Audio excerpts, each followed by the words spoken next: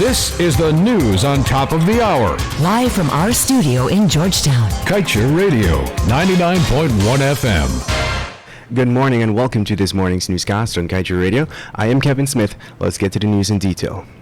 The design flaws which have plagued the Liza Destiny's gas compressor system make it an unacceptable danger to not only Guyana but the Caribbean as well. It is therefore required of the EPA to fulfill its role as an effective regulator and shut down the operations now.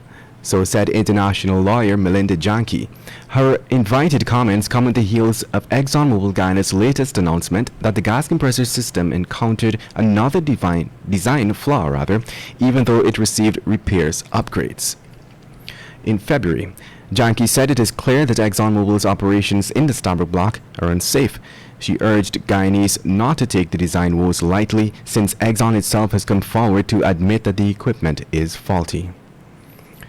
And now let's tell you, Vice President Dr. Barrett Jagdeo has doubled down on his belief that the proposed gas to shore project in Guyana is a no-brainer for anybody who has looked at the numbers. But his Attorney General, Anil Nandlal, has since disclosed that the requisite studies are yet to be done. Dr. Jagdeo on last Tuesday yet again defended the project in light of the fact that there is growing public outcry for the feasibility and other technical studies to be done before proceeding with any such project. The Vice President's claims, however, run counter to his administration's top legal advisor, the Attorney General and Minister of Legal Affairs, Anil Nandlal. Meanwhile, with the coming boom in the economy as a result of the oil and gas sector, Dr. Barrett Jagdeo believes that Guyanese stand to benefit from the growing house market and can earn tangibly from the rental of properties.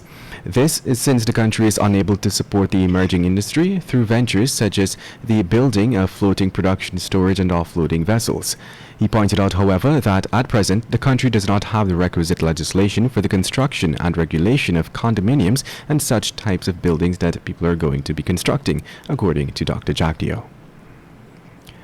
And now let's tell you, although Guyana has so far recorded in excess of 11,000 cases of COVID-19, the country has been declared safe for tourism, especially for international tourists in search of an environment for rest and relaxation during the pandemic. At least this is according to Guyana's Minister with responsibility for tourism, Onij Waldron. In fact, she divulged that Guyana's tourism product is being tailored as a safe environment. She said as well that the marketing of Guyana as a tourist destination during the pandemic is targeting small groups. And on that note, let's tell you that the body of 41-year-old Mohan Kaushal was found in the Supanam Creek last Tuesday, April 12th. Kaushal had reportedly gone missing last Monday.